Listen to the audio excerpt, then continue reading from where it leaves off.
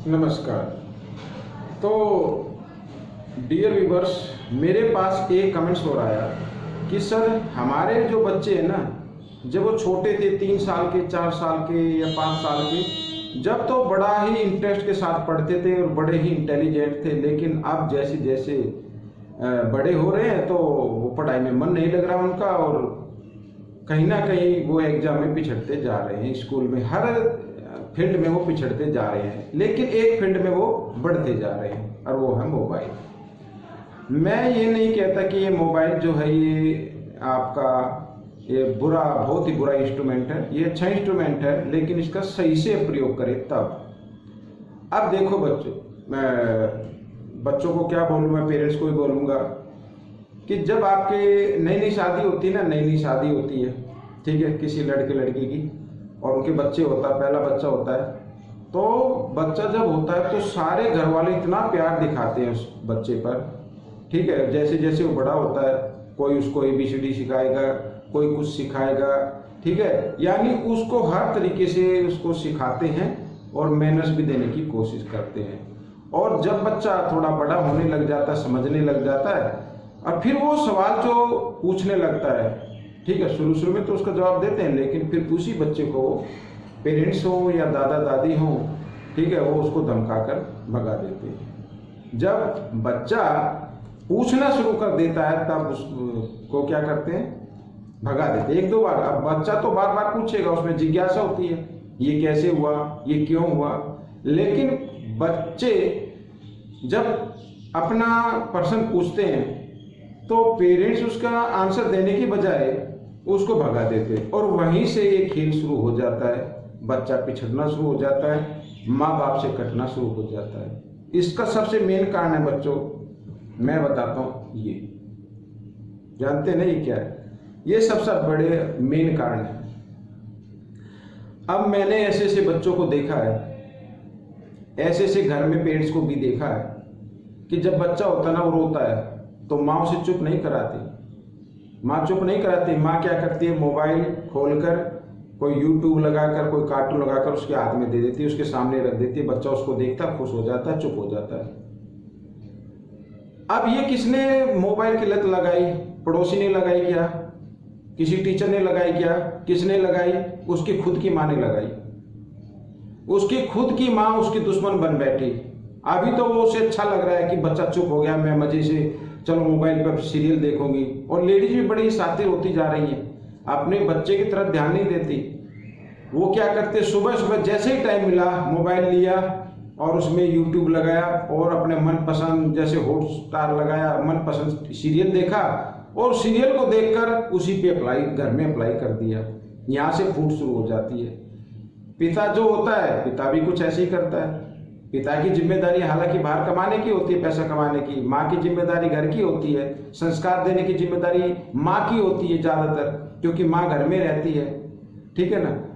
तो इस चीज को आप समझे, हम जो बच्चों को बिगाड़ रहे हैं, वो एक ना एक दिन हमें बहुत बुरा फंसाएगा। बच्चों बहुत बुरा फंसाएगा, आपको ना अनाथ आश्रम में डाल देगा। अभी तो आप बच्चे को बड़ा लाड प्यार कर रहे हैं, ठीक है ना। उसको अगर स्कूल में कोई टीचर उसको धमका देता है, कोई मार देता है थप्पड़ चट्टू, तो आप तुरंत खड़े हो जाते हैं, हमारे बच्चे को हाथ कैसे लगाया। अरे बेवकूफो, अगर हम कोई पेड़ लगाते हैं ना, घर में पेड़ लगाते हैं, कहीं पे भी लगाते, खेत में लगाते हैं, और जब तक हम उसकी कटिंग छटिंग ना करें वो पेड़ सही आकार नहीं लेगा। अब जो स्कूल में टीचर हैं वो बच्चे के दुश्मन नहीं है। हाँ, कुछ टीचर हैं जो मतलब अपना घर का गुस्सा बच्चे को उतार देते हैं, ये बहुत गलत है, ये नहीं होना चाहिए। लेकिन मेरा कहने का मतलब ये है कि टीचर अगर बच्चे को धमका रहा है तो वो उसकी भलाई के लिए धमका रहा है, लेकिन आपसे बर्दाश्त होता नहीं। आप घर में पीट ले तो ठीक है, लेकिन मैं अब तो ये देखा है कि घर में भी मतलब बच्चे इतने जिद्दी हो गए हैं, उसकी जिद पूरा करने में लगे रहते हैं माँ बाप भी। बच्चे ने कुछ जो भी कुछ मांगा वो कहीं ना कहीं से लाके देना है, और यही आदत एक दिन आपको अनाथ आश्रम में पहुंचा देगी। तो इसलिए बच्चों को सही संस्कार देना। अगर देखो, पेरेंट्स अगर अपने माँ बाप की इज्जत नहीं करेंगे तो आपके बच्चे भी नहीं करेंगे। मैं आपको एक बात बताता हूँ, बहुत ही सीरियस है। मैंने यानी एक पति पत्नी का विवाह हुआ, ठीक है, और उस पति की जो है उसकी माँ गुजर चुकी थी, उसके फादर जिंदा थे। अब जब उसका विवाह हुआ तो 1-1.5 महीना तो ठीक चला, फिर उसकी पत्नी ने कहा कि ये जो मेरे ससुर है, आपके जो पापा हैं, फादर हैं, ठीक है, इनकी सेवा मैं नहीं कर सकती, आप इनको अलग कर दो या खुद अलग हो जाओ, ठीक है, मैं इनकी सेवा नहीं करूँगी। उसने कहा अरे नहीं, बुजुर्ग आदमी हैं, मेरे पापा हैं, समझा कर, कोई दिक्कत नहीं, कितने दिन के हैं, ठीक है, आप इसको खाना टाइम से दे दिया करो, कोई मैं बोल दूंगा, ज़्यादा परेशान नहीं करेंगे, ठीक है। फिर ऐसे ही 3-4 महीने और बीते। अब उसने फिर कहा भाई अब तो हद हो गई, अब या तो ये रहेगा या मैं रहूँगी। अब उस पति ने सोचा कि भाई ये तो जीवन भर का साथ है, बाप का तो ऐसे ही है कि 1 साल 1.5 साल का है, और लेकिन पत्नी चली गई तो मेरे लिए बड़ी दुख की बात होगी, क्या करूं। अब उसने कहा पत्नी से कि मैं क्या करूं, बताओ मैं क्या करूं, मैं ये मेरा पापा है, मैं इसको क्या करूं, मैं बताओ। पति ने कहा भैया तो आप इसको छोड़ के आओ, वरना मैं छोड़ के जा रही हूं। अब पति ने क्या कहा, सोचा कि चलो भाई पत्नी तो जीवन भर का साथ है, ठीक है ना, अब पत्नी जीवन भर का साथ है तो हम एक काम करते हैं, इस अपने पापा को, आपके ससुर को, यानी बहू से कहा, अपनी पत्नी से कहा कि आपके ससुर को जो मेरे पापा हैं उनको मैं आज छोड़ दूंगा। वो शाम को उठाते हैं कि पापा चलो घूमने चलते हैं, बहुत दिन हो गए। अब जो उसके पापा थे वो भी ठीक है भाई, आज मेरा बेटा कह रहा है तो चलो घूमने चलते हैं। अब वो ले गया दूर जंगल में। अब जब जंगल में ले गया तो उसने कहा पापा आपका और मेरा साथ यहीं तक का था, मेरी पत्नी कहती है कि आप अपने पापा को छोड़ दो वरना मैं छोड़कर चली जाऊंगी, लेकिन पापा आप ही बताओ, वो तो मेरे जीवन भर का साथ है, मैं उसको कैसे छोड़ सकता हूँ, इसलिए आपका और मेरा साथ यहीं तक का था। उसके पापा ने कहा बेटा एक काम कर, मुझे ना और 2 मीटर दूर, मतलब 2 किलोमीटर दूर और आगे छोड़। उसने कहा पापा क्यों, वहाँ क्या, यहाँ में क्या है। उसने कहा अरे बेटा उस 2 किलोमीटर दूर मैंने अपने पापा को छोड़ा था, आज तू भी मुझे वहीं पे जाके छोड़, और आज तू भी यहाँ पर निशान लगा के जा, आने वाले 20 साल के बाद तेरी औलाद भी तेरे को यहाँ पे छोड़ेगी। तो मेरा कहने का मतलब है जो जैसा करता है बच्चों वो कर्म फल भोगना ही पड़ता है, वो वापस लौट के ही आता है। याद रखना, कभी भी आप अपने बच्चों के सामने अपने माँ बाप से ऊंची आवाज में बात ना करें, उनकी इज्जत करें। अगर आपके बच्चे देखते कि हमारा पापा हमारे दादा दादी की इज्जत करता है तो आपके बच्चे भी आपकी इज्जत करेंगे। ये बात आप नोट कर लेना। और रही दूसरी बात, ये मोबाइल, मैं कहता हूं इसको सिर्फ मोबाइल, कोई अगर आप कहीं जा रहे हैं गूगल मैप पे देखना है रास्ता, ठीक है, तो ठीक है, और फोन वगैरह करने के लिए ठीक है, लेकिन आप इसको मोबाइल को देख रहे हैं, सीरियल देख रहे हैं, सीरियल में जैसा हो रहा है वैसा ही घर में आप अप्लाई कर रहे हैं, ठीक है ना। सीरियल में जाता है भाई, सीरियल वालों को तो पैसे मिलते हैं, आपको क्या मिलता है, आपका तो जीवन बर्बाद हो रहा है ना। आप क्यों देखते हैं फिर, क्यों आप उन सीरियल को देखते हैं भाई, सीरियल जिसने बनाया उनको तो पैसे मिल रहे हैं, आपको क्या मिल रहा है, आपको कुछ नहीं मिल रहा, आपका घर बर्बाद हो रहा है, आप ये समझते नहीं है। आज की तारीख में मैं बताता हूं, हर घर के अंदर अगर 5 सदस्य है, 5 के पास मोबाइल है ना, तो सब अपने अपने मोबाइल में बिजी हैं, कोई किसी से कोई मतलब नहीं, लेना देना नहीं है। और जब ये कहानी, जब आप 60, 65, 70 साल की उम्र में पहुंचेंगे, जब आपका फादर आपकी नहीं सुनेगा,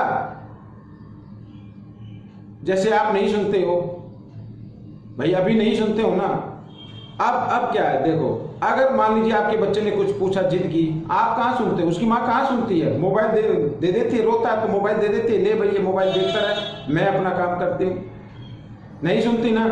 लेकिन जब वो बड़ा होगा तो वो आपकी भी नहीं सुनेगा, ज्यादा परेशान करोगे आपको अनाथ आश्रम में छोड़ के आएगा, ये हो गया। तो इसलिए आज से ही एक बात ध्यान में उतार लेना कि मोबाइल का यूज हमें केवल बातें सुनने के लिए या कुछ जो इम्पोर्टेंट काम है उसके लिए करना है, ना कि टाइम खराब करने के लिए करना है। आप अपने बच्चों को टाइम दे, अच्छी शिक्षा दे, अच्छे संस्कार दे। और कोई टीचर अगर उसको धमकाता है या थप्पड़ चट्टू लगाता है तो उसकी हिमायत ना ले, और खासकर अपने बच्चों के सामने टीचर से कुछ ना कहें। जब आप अपने बच्चों के सामने टीचर से बोलते हैं कि आपने मेरे बच्चे को हाथ कैसे लगाया, तो वहीं पे उस टीचर की तो जो होगा सो होगा, वहीं पे उस बच्चे की नज़र में उस टीचर की वैल्यू खत्म है। वो टीचर का कहना नहीं मानेगा, या बच्ची हो या लड़का हो या लड़की, कोई नहीं मानेगा। सबसे बड़ी गलती ये। दूसरी सबसे बड़ी गलती ये कि आप अपने बच्चों के सामने अपने माँ बाप से उल्टा सीधा बोलना शुरू कर देते हैं, ऊंची आवाज़ में बोलना शुरू कर देते हैं। ये सबसे बड़ी गलती है। और यही चीज़ें आपको एक दिन अनाथ आश्रम में पहुंचा देंगी, वृद्धाश्रम में पहुंचा देंगी। बच्चे समझते हो ना, वृद्धाश्रम, वृद्धाश्रम, वहाँ पर जब आप तड़पोगे ना अपने औलाद के लिए, हमारी औलाद ने हमारे साथ किया, अरे गिरबान में जाके झाँको अपने में, आपने क्या किया था। आपने अपने बच्चों के सामने उनकी इंसल्ट की थी, आज उन्होंने तुम्हारे साथ अच्छा व्यवहार किया, जो उन्होंने देखा वही तुम्हारे साथ किया है। इसलिए मैं ये कहता हूँ कि इस पूरे देश के अंदर, पूरे जगत के अंदर हर पेरेंट्स की जिम्मेदारी है। देखो, पेरेंट्स तो ज़्यादातर जो पुरुष होते हैं, भगवान ने देखो ऐसा बनाया कि पुरुष की जो जिम्मेदारी तो घर से बाहर होती है, पैसा कमाने की होती है, सुख साधन जुटाने की होती है, लेकिन माँ की जो जिम्मेदारी होती है वो बच्चों को पालने की होती है, उनको संस्कार देने की होती है। ये माँ की जिम्मेदारी। लेकिन आज माँ तो माँ रही नहीं। माँ कहाँ रही? माँ तो औलाद को मोबाइल दे के बिठा देती है, या किसी काम करती है तो आया को बुला लेती है, या दादा दादी की बात छोड़ देती है, जो हिल भी नहीं सकते उनके साथ छोड़ देती है। तो फिर वो बच्चे जब बड़े होंगे आपके साथ क्या करेंगे? जब आप उनका सही से पोषण नहीं कर रहे हैं, सही से उनको शिक्षा नहीं दे रहे हैं, तो जब वो बड़े होंगे तो आपके साथ वो करेंगे क्या? ऐसा नहीं करेंगे। तो बच्चों और बुजुर्गों और उनके अभिभावक, माता पिता, सबसे मेरी यही रिक्वेस्ट है कि आप एक काम करें, आप अपने बच्चों को, देखो मैं ट्यूशन पढ़ाता हूँ, मेंटल मैथ पे वीडियो बनाता हूँ। एक चैनल का नाम है चलो कदम बढ़ाए, दूसरे का नाम है मैथ विद रिसर्च। मेरे पास बहुत से पता नहीं कितने पेरेंट्स आते, सर ये ऐसा कहना नहीं मानता, ये घर में उसको गाली देता है। अरे वो गाली दे रहा है तो आप भी तो दे रहे हो ना अपने माँ बाप को, अपने सास ससुर को, तो वो क्यों ना देगा? एक दिन वो आपको भी देगा। आप भी तो दादा दादी का कहना नहीं मानता, आपको भी देगा, और आपको उस हालत में पहुंचा देगा जो दिन आपने अभी तक अपनी जिंदगी में सोचा भी नहीं होगा। इसलिए मोबाइल क्रॉस कर दो, जरूरत के टाइम जरूरत का काम करना है। ज्यादा से ज्यादा अपने बच्चों में समय बिताए, कुछ गलती करे उनको समझाए, दोबारा गलती करे चाटा लगाए, चाटा लगाए, मतलब हिमायत या उनका पक्ष नहीं लेना है गलती पर। ठीक है, तो इसी बात को हम आगे बढ़ाएंगे और मिलेंगे अब हम अगली वीडियो में। तब तक के लिए नमस्कार।